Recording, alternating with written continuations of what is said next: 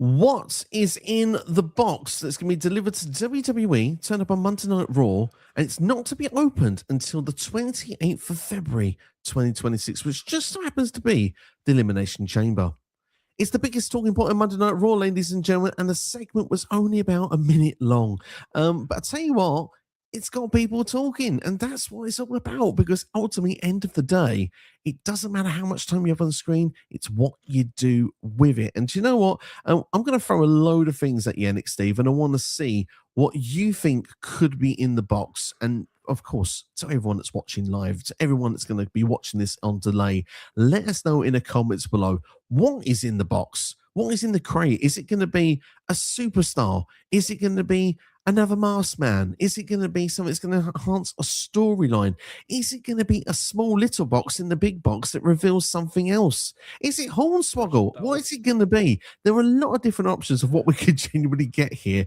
And Steve, I think I'm going to speak on behalf of you. I think that this isn't your biggest exciting thing in pro wrestling right now, but as it's a big talking point, we should certainly have a bit of fun with this, shouldn't we?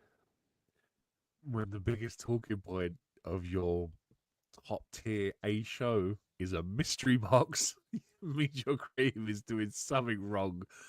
Oh, what hot girl! Like I didn't. This was the thing. I only watched the YouTube highlights. I didn't even know this box existed until you text me about it, and I'm like, "What is this box about?" And I had to go online and watch the video, and then you got Pierce going, "I'll ship it off to SmackDown." What's his name?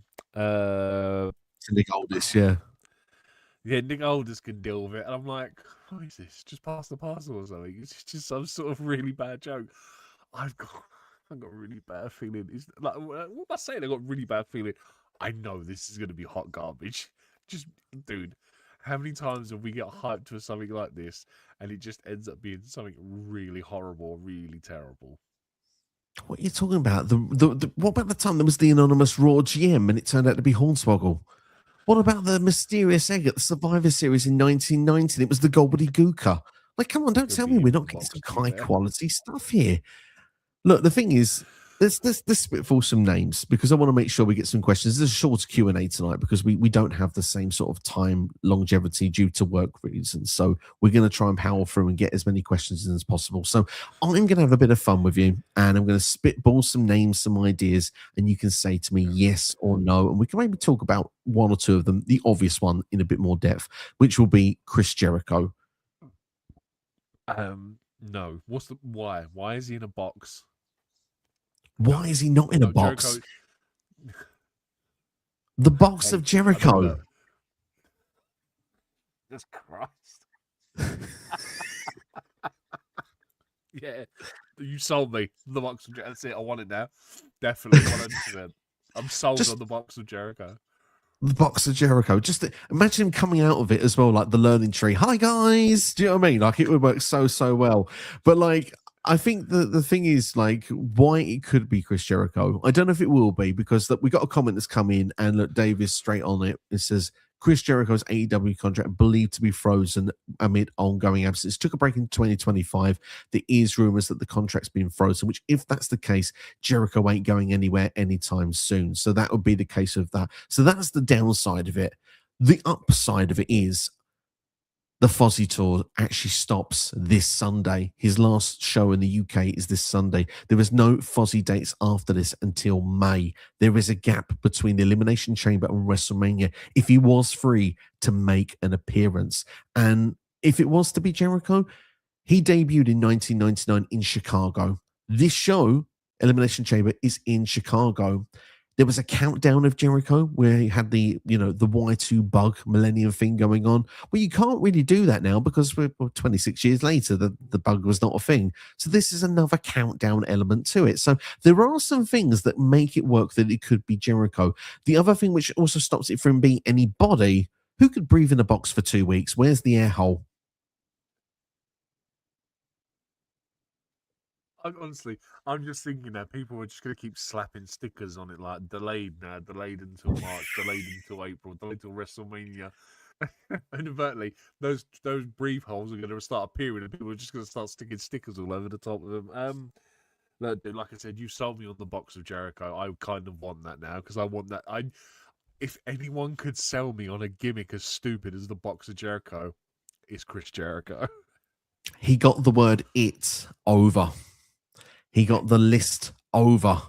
He's used to getting stupid things over. He could make the box work. Yeah, And if he didn't need to even have the box afterwards, I imagine it would go very, very quickly. But let's spitfire some other names as well at you. definitely. Seth freaking Rollins. He's been off. He's been out injured. He's used to elaborate ways of coming back in. Would a box work for him?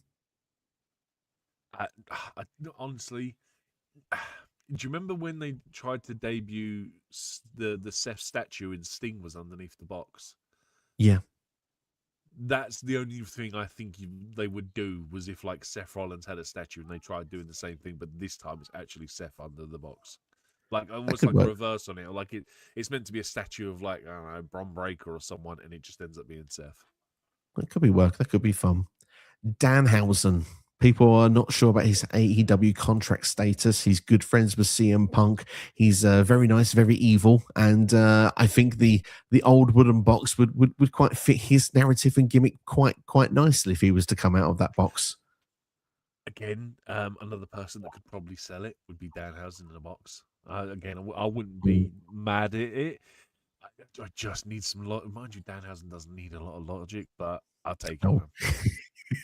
He has no logic, therefore I think it works. So yeah, it could be a thing. I put him on the thumbnail, so why not? Royce Keys. He's been absent since the Royal Rumble. He's not really landed on any show yet. If anything, to this point, it feels like a one-off appearance. If you want him to come, maybe someone needs to find the keys to open the box. Doesn't make sense because he's already debuted. So I'm going to say no. So no, I agree. I totally agree. Bianca Belair was posted to throw back at you, by the way. We'll go to those in a couple of minutes. I've got a couple more for you. Bianca Belair's put on Instagram. She's got a finger surgery, which was today, I believe. Could there be a ruse that she's coming out of the box and she's the 7th participant in the Elimination Chamber? Maybe the box is the protective packaging for her finger after the surgery. Very good. Very good. Shoot some names at me. The gobbledygooker for one, obviously. Let's make it a surprise. I'd love it. It could be the Boogeyman. Boogeyman loves to make a random surprise. Yeah. I mean, just trying to think what else. I did have a couple now. It could be Heidenreich. Why not Heidenreich? Could be Lars Sullivan. Could be Festus.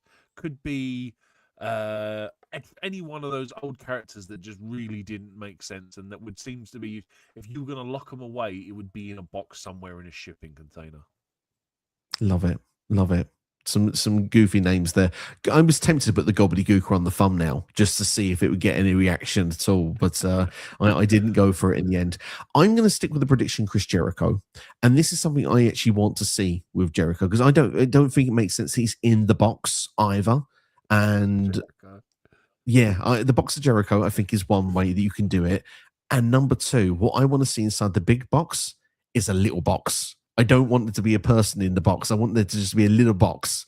And I want them to open the little box and there's a note and then there's like a phone and it says play me. And then when you do the play me, you get the sound of Judas.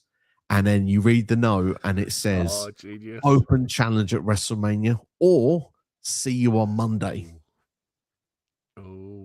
Oh, the ringtone is just Judas. It's just a box. It's a box inside a box with just a mobile phone. And when they get to the final box, it starts ringing and starts playing Fozzy.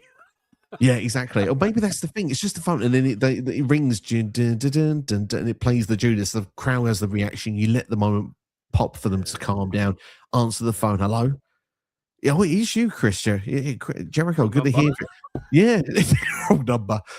Tony Khan answering. But seriously, could be literally on the case of like, well, do you know what? Yeah, you can be on Netflix on Monday night. Yeah, of course. You want to have like the Geraton 5000 and do like the what was his talk show that he used to have? You could have that as well for him to come back in. Well, you could literally integrate his podcast and be Talk is Jericho. But you know there you are. Be perfect. And then you can have Jericho build her to WrestleMania to have an opponent. Look. 100%. That's what I want now. That's my dream. Do you know what I was just thinking now? This could just be someone playing a really cruel trick, and it could just be like you open it up, and all that's inside is like the 24/7 title. This could be the painful reality. Yeah. Eric says here it's Triple H saying it's a new era. Oh God, it's a new era every week apparently. Yeah, As long as it's not it could Andrade. Could be. It could be anything. Could be the Dead Man. Could be Undertaker.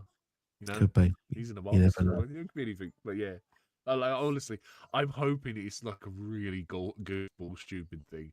Because I love the fact that like we get all these stupid surprises or stupid ideas of what it could be, and I genuinely hope it is something stupid that the world just absolutely loses their shit over. I'm thinking like, I can't believe we got all this hype for this piston box, and it just turns out to be, I don't know, it could be anything but this way. But yeah, it just turns out to be something stupid. A new supply of tables, a new supply of ladders, or something. It couldn't even be that. It could be like to announce a match stipulation for something at Chamber. Do you know what I mean? Oh, we're gonna have a match at Elimination Chamber. What's the match stipulation? Well, that's what's in the box, and we'll find that out at Elimination Chamber. And it'll probably be something stupid like ladder match or something stupid like that. But yeah, I honestly want it to be something so stupid and so goofball. Like you said, a box inside a box, like the nesting dolls. I want it to be that, and then inside is the 24/7 title when it's coming back. Last one while I'm with you, and then they're going to give half an hour to get through as many questions as we can. We're going to power through them today to make sure everyone gets as much love as possible. Could it be Dwayne "The Rock" Johnson? Ticket sales weren't so good for the Elimination Chamber last year. They had The Rock come in and wanted to get Cody to sell the soul with no rhyme or reason. A John Cena heel turn that was just the moment in the end. What if Dwayne came out of the box to hype something up for WrestleMania? I think that's probably the biggest disappointment you could give me from the box. I'd be more impressed if it was just a Rock. Just a big rock inside the box. Amazing. Yeah. Amazing. We're not topping that, so I think it's time to get to our comments. What do you say? Go for it, man.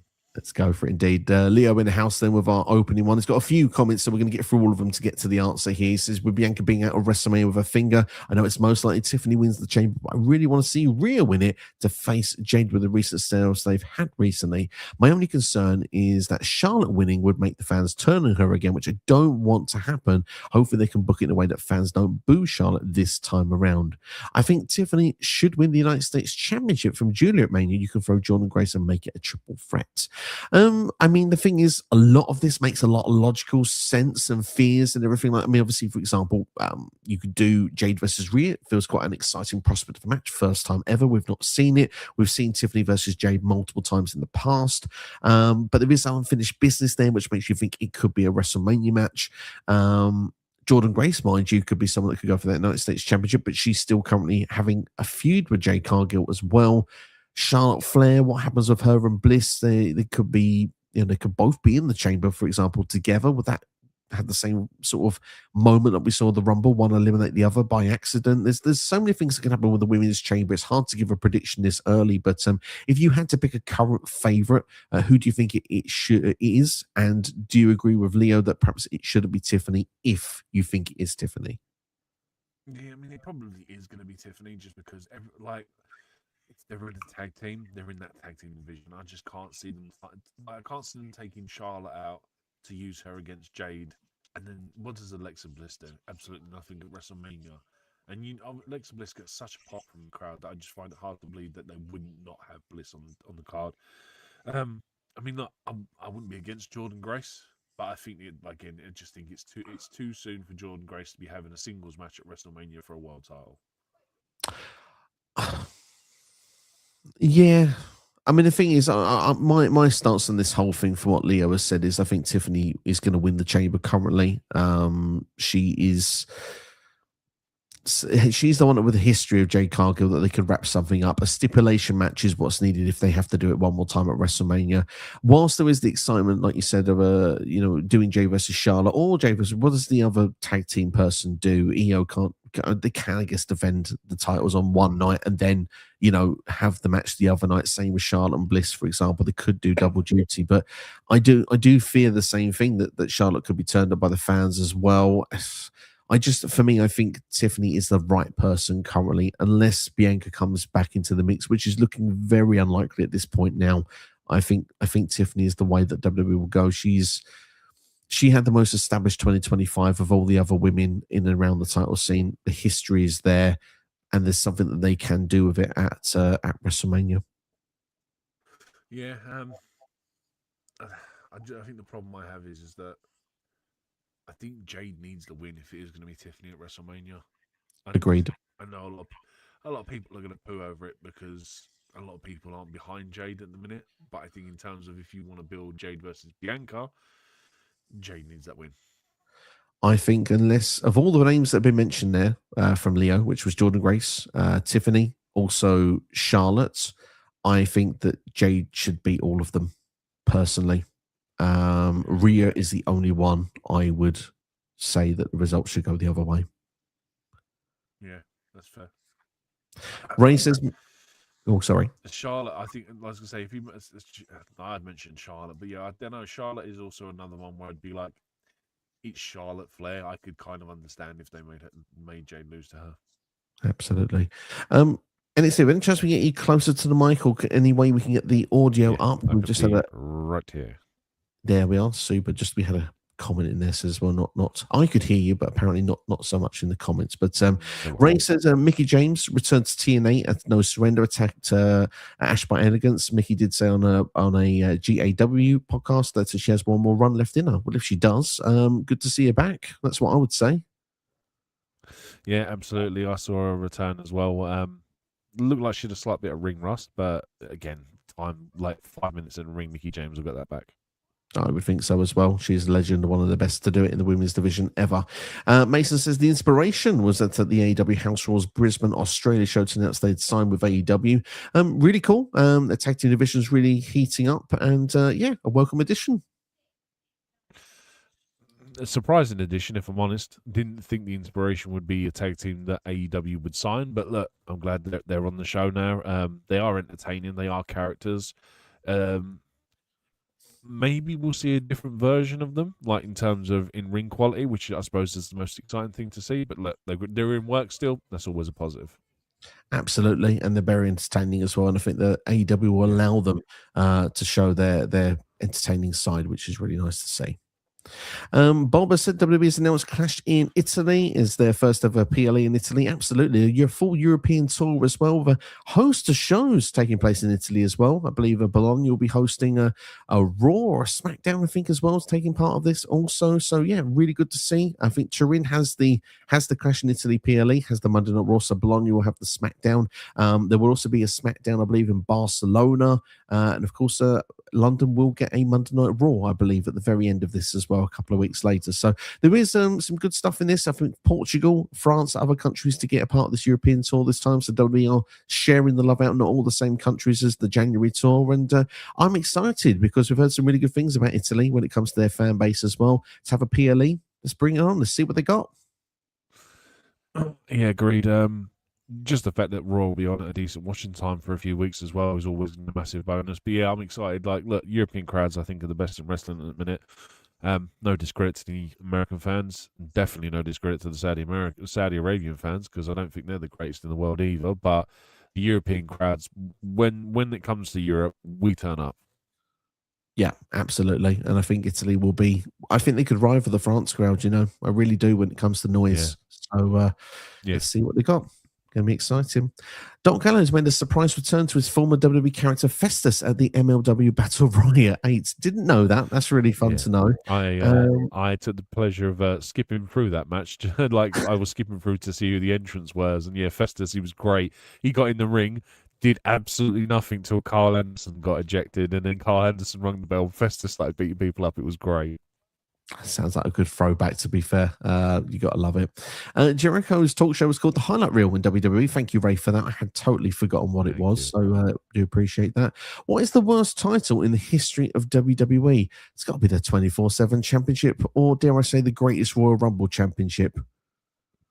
Yeah, I mean, the greatest Royal Rumble Championship title that we've only ever seen once. I mean, it was up there with the other Saudi titles, but they've made a second appearance. So, yeah, I think it has to go to the title we've only ever seen. Was that, or I'll tell you another one, the Brahma Bull WWE Championship that was never ever on TV, but yet we've seen it and they sell it as a replica belt, yet we've never had it on telly. Interesting. Interesting. Yeah. WWE loves that merch. WWE needs to put Charlotte Flair back as a singles wrestler. The tag team is stale, in Mason's opinion. Do you believe that Charlotte Flair and Alexa Bliss is stale, in your opinion?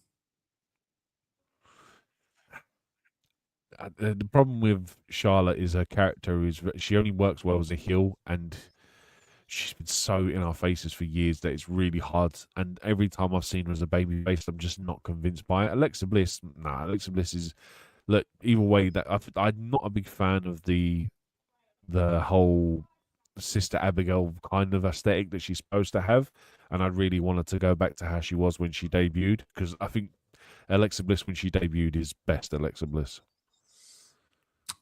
I personally am not fed up with the tag team yet. I do think they have some awkward moments, but I think that that's down to perhaps some of the creative they're given.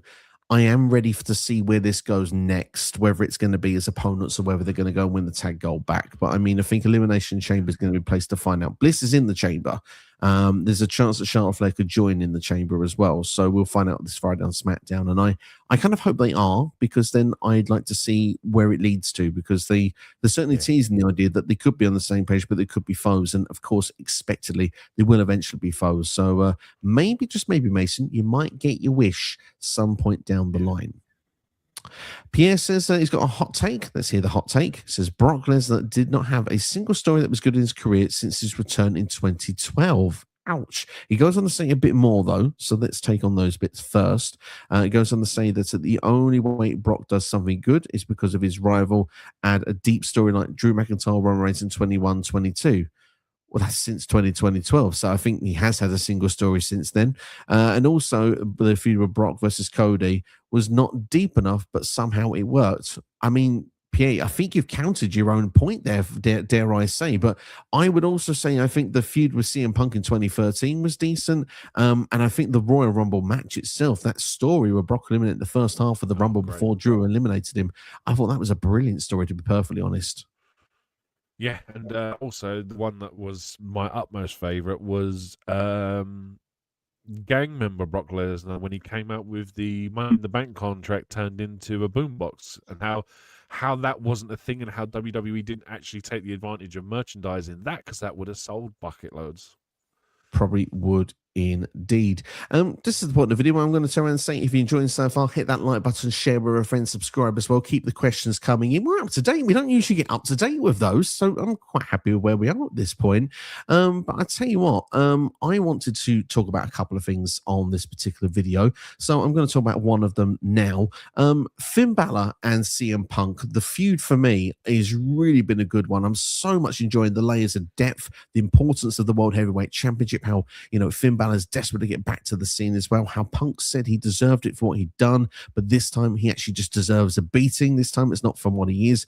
And all the things that Finn Balor was great for before, which Finn Balor bragged about, those things that he said made him best of the world, for example, the dojos in Japan, obviously beating Roman Reigns on his first night on Raw, how he was, you know, getting through and fighting in Mexico. This stuff was before the Judgment Day, and the Judgment Day is what's pulling him down. He's supposed to elevate them up. He's gone down to their level. I absolutely loved that layer of storytelling. And Punk said, look, this could be stupid, but I know you're all here to beat me up because, Finn, you can't do it on your own. And of course, at that point, that's when Finn's holding JD McDonough back. It's great to see him back, by the way.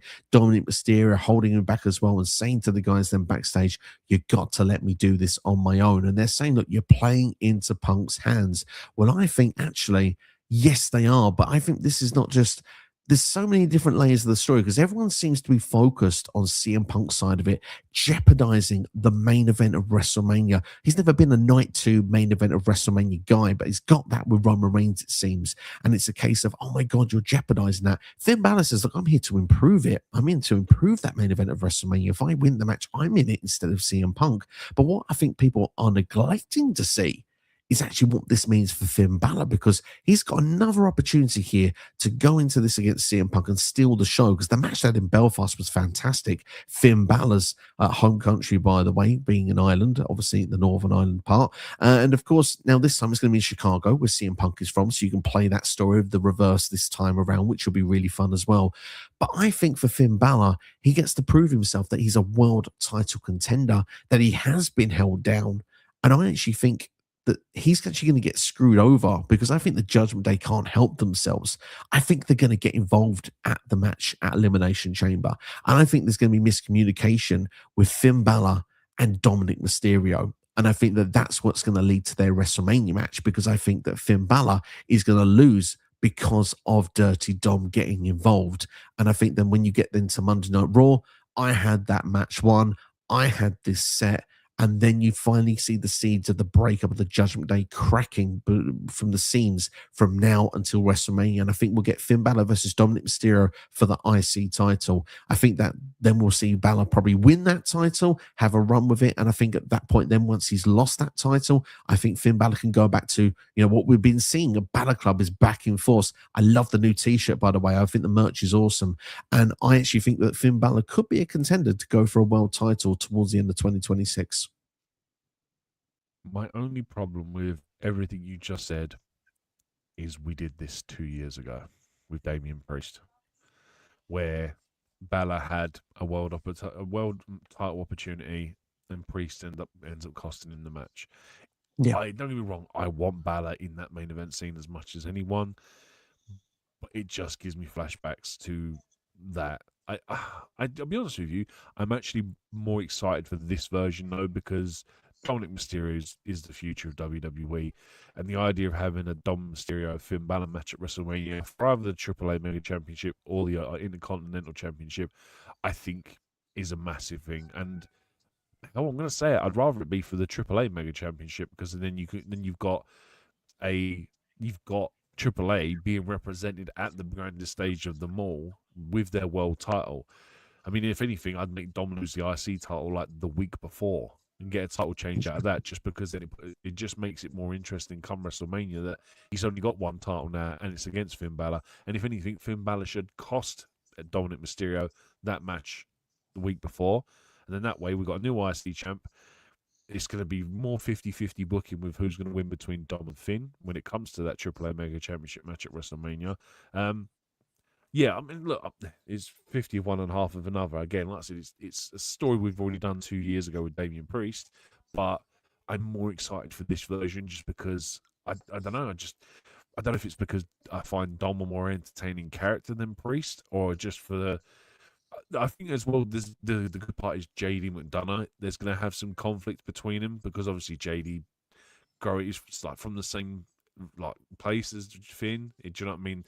Pretty sure they train together in wrestling gyms back in Ireland and all that kind of stuff. So the fact that they can use JD McDonough as almost a pivotal point in the story, I think is great. Yeah, absolutely. I'm more excited for this lineup as well. I don't know what it was. Yeah. Something just. I mean, I think Damian Priest has fallen his stock since that period anyway, and it was an experiment that didn't quite work out around the time. Like you say, Dominic Mysterio, dare I say, is probably Triple H's biggest success story since he came into creative, because it's one thing he's got right from start to finish to this point. You can turn around and say great moments of John Cena turning heel. There's been some very good PLEs that Cody finished the story, but it was started in the writing with Vince McMahon, before Triple H took it over. Yes, he concluded it, but he didn't start it. Dominic Mysterio's run started under Triple H's booking, and everything Dominic has gone through has been in Triple H era. And I do feel that I do think Dominic is up there with one of the biggest success stories that Triple H has had so far. Yeah, I mean, don't get me wrong, we obviously had to get that heel turn first, because everyone was hating him as like Rey Mysterio's tag team partner for the longest time. But yeah, ever since he's turned heel, I can't actually think of anything bad that he's done in terms of character, in terms of wrestling. I think he's been one of the best ones out there. And again, hey, my 2-time Wrestler of the Year, Dominic Mysterio, man. And he's been, every time he's gone for a championship or a certain level, it's been timed perfectly. So now, obviously, as AAA Mega Champion, it's the right time for him to experience himself of being a world champion for someone, because eventually he will be a world champion in WWE as well. And they could Yeah, use this summer to really elevate Balor and Dominic to getting towards that main event level. It's a real sort yeah, of exciting. There isn't, the thing is that most people seem to be souring a bit on Raw at the minute. And fair enough for those that aren't enjoying it, but for me, I actually really enjoy Raw at the moment because there was so many potential stars that could break out to get to that next level, that could become a world title contender.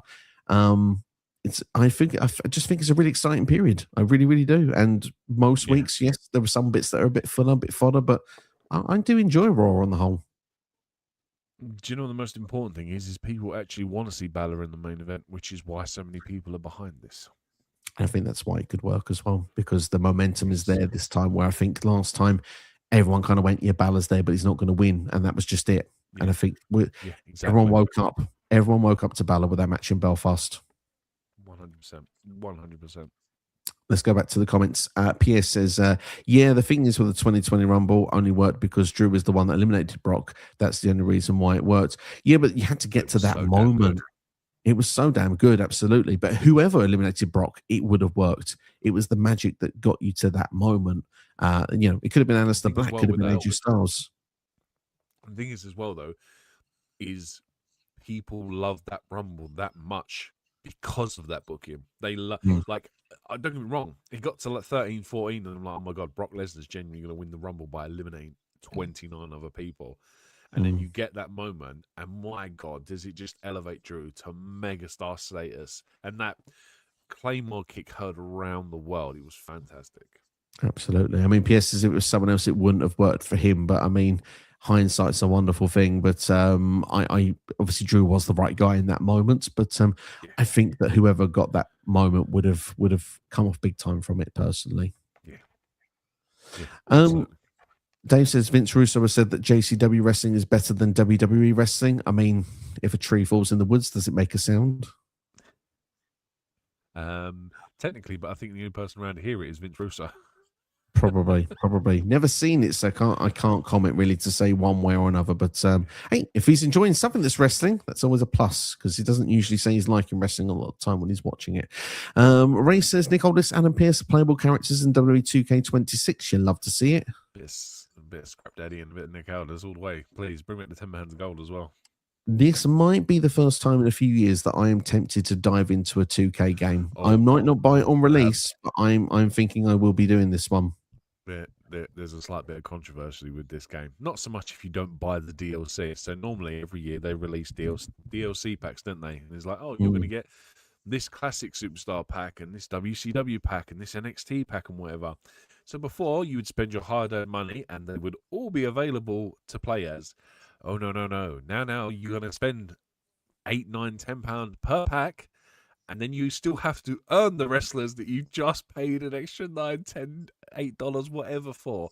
So, yeah, I think they've sort of forgot what DLC is supposed to be, where you actually, I'm paying for it, I want it instantly. Oh, no, wait, sorry. Let me rephrase that. You can get them instantly if you pay an additional $2 to unlock them all straight away. So, yeah, an $8 pack ends up turning them in a $10 pack. If you just like, if you not be funny, dude. We give me a 40. We don't have a lot of time to play video games.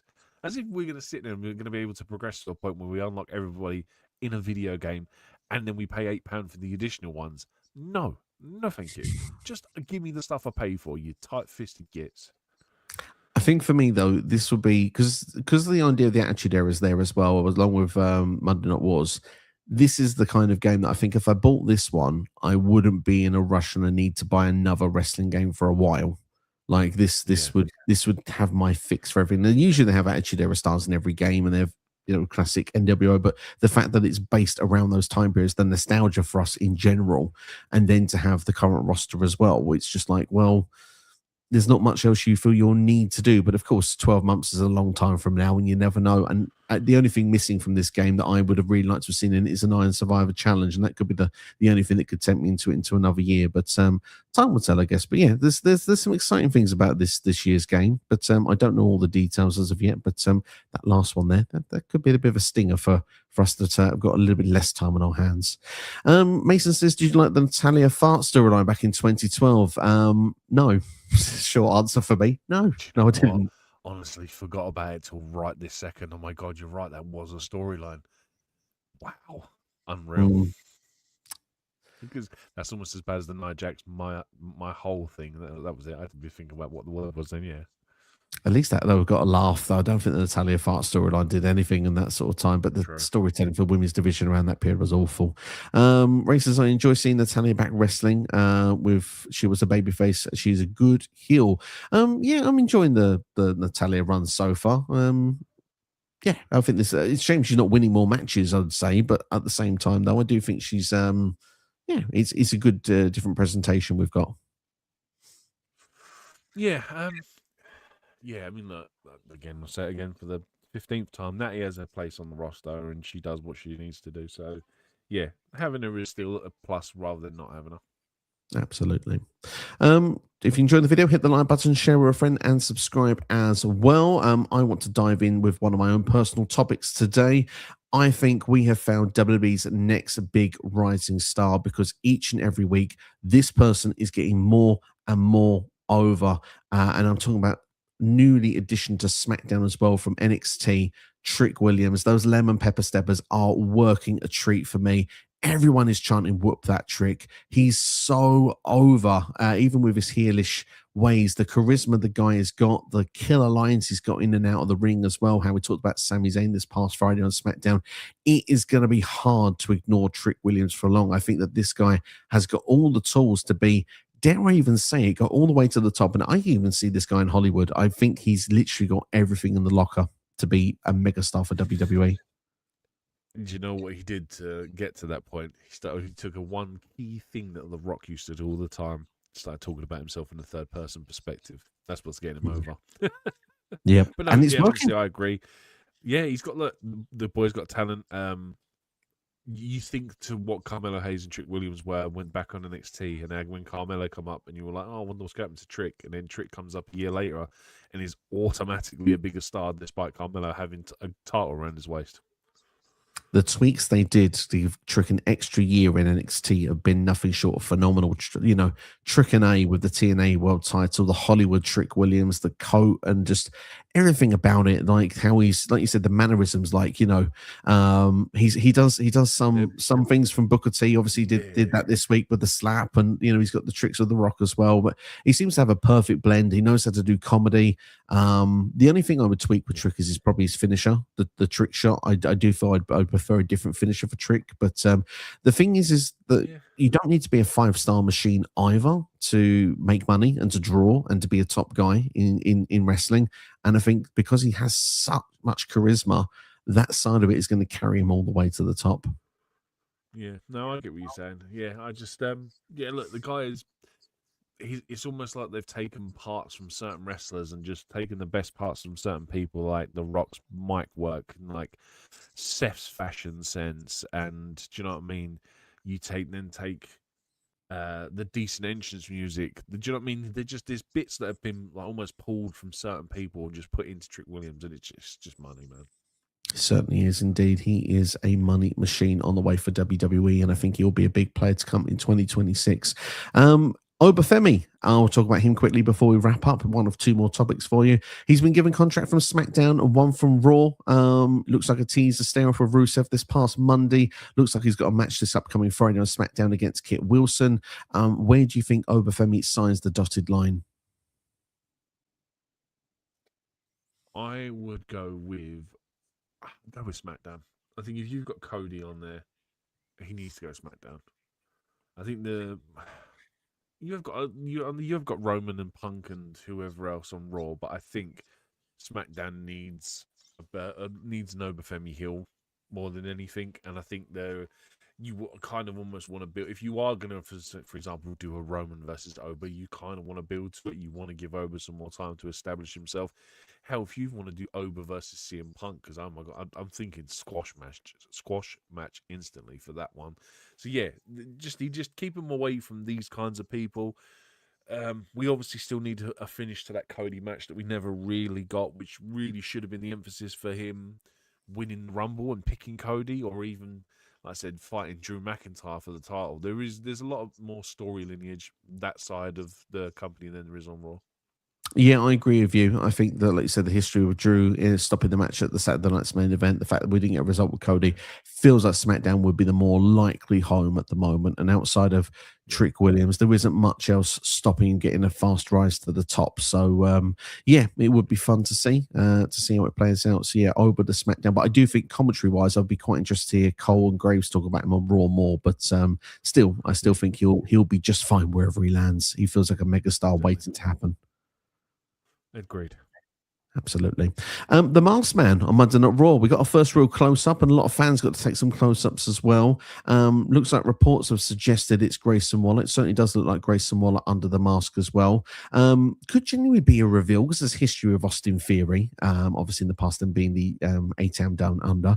Do you feel that this is just a cover until Seth returns, or do you think this could be the start of a faction that could be aligned with Seth, or is this simply just Waller looking to make a statement?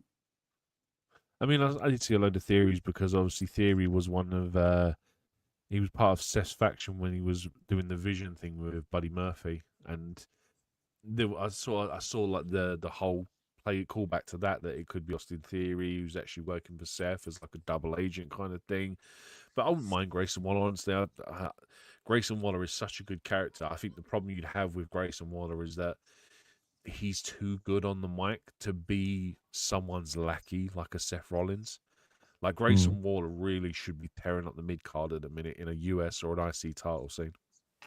I'm really intrigued to see because if he was to be revealed under this mask and to be someone that could be aligned with Seth, the fact that Grayson Waller is so good as a heel, but how would it transition as a babyface? Because sometimes the best heels can make the best faces as well, because has got the Yeah, killer sure. lines there waiting. Can he deliver them in a way that can get the crowd behind him on a cheering sort Yeah, of way? We could have a real top star on our hands. And I think Grayson yeah, Waller is someone that's got a lot of the keys that can fit in the locker. I think he just needs a couple of tweaks to push him and give him that real opportunity. It's been a lot of fun yeah, with him alongside the New Day, but he's never going to get to the top of the card in that position. And something that could help him break away could just give him that opportunity. And this just could be it. But I still think it's eventually going to be revealed as Seth. I still think that will be. They're just playing until the right time. But we'll have to wait and see what they'll do. But I wouldn't be against to see Grayson Waller in this position. yeah. I wouldn't be against it either. And last thing I'll talk about, and then we'll wrap up the video today, although we'll just give Ray a shout. Ray said that he loves seeing Willie U to get his long hair shaved at AEW Grand Slam Oh no, Australia. man. So Willie, you he got had him. such nice hair, man. What a waste. It's all gone. It's all gone. I've not seen that show yet, but I'm pleased it was Utah that got it shaved, not anybody else. But yeah, Javon Evans won the Elimination Chamber qualifying match on Raw, which featured Gunther Yeah. and Dominic Mysterio. A shock to many. He's really getting people talking, isn't he, Javon Evans? He's going to be in the chamber. Hey, I think he could be yeah. one of the breakout stars this year. Yeah, my problem is he's in the chamber for a spot. That's what Yeah, Javon Evans. He's in there for a cutter off the top of a pod. Like he's gonna yeah. jump off the pod backwards and hit someone with like the most ultimate cutter ever. And that's essentially what he's in there for. Don't get me wrong, it's great because like we've seen so many people been in this spot before, and it normally does go well for people like that. Look, I mean, I say that Austin Theory got F5'd off a pod a couple of years ago, and we're still waiting for the outcome of that one. But yeah, there is always one guy in there, like a Kofi or whoever, just to be a spot monkey. So yeah, like I'd love to see Javon Evans climb the chamber and just hang from the ceiling. Do you know what I mean? Do whatever you got to do to get yourself over. Absolutely. The spot he had with is it Bravo on Raw, Tyler Bate the other Yeah, week, where they timed it what a so car. beautifully for the cutter. unbelievable. What a good spot. I mean, do that another 100 times, you might hit it as perfectly as that. And I do think that you could get a spot like that in the chamber, but I could also see him jumping off the top of the pod and being caught into an RKO as well. I could see that being in his future, but really pleased to see him get that spot in that moment. And I think that surprised a lot of people. Dragon Lee, of course, also taking out Gunther. Can't say that being the WrestleMania match, but maybe Gunther versus Rey Mysterio. Is Rey Mysterio's career in jeopardy? We'll have to wait and see. Feels like he would be the natural person that would defend Dragon Lee if it can't be AJ Styles anymore. And AJ Styles will get a send-off on Monday Night Raw in Atlanta next week, which will be nice to see as well. Be interesting to see if WWE turns that into a story of any sense, or if it's just going to be a fitting tribute and AJ gets to go out in front of the fans in Georgia. Yeah, exactly. Yeah, like I said, I hope so. And it's not random. I hope they almost do a Wolf on Wall Street where he's like, I'm not leaving. That would be amazing. Yeah. Just seeing I'm not leaving. Yeah, let's hope it happens, eh? That would be brilliant. Ray says, great show as always. Thank you so much, Ray. And thanks to everyone that's watched today with all your comments and your questions as well. And we hope you have a fantastic time, a fantastic week. No Way Out 2005 was the retro that you all picked and chose. And we're not able to do it live this time, but I can tell you it's already recorded. It's in the book, so it'll be dropping later this week on the channel. I expect some shorts to come out as well. And yeah, look after yourselves and each other. Thanks for being a part of this. And a big thank you to NX Steve as well. Great to have you with us. And yeah, we'll see you all for the next one. Take care. All the best.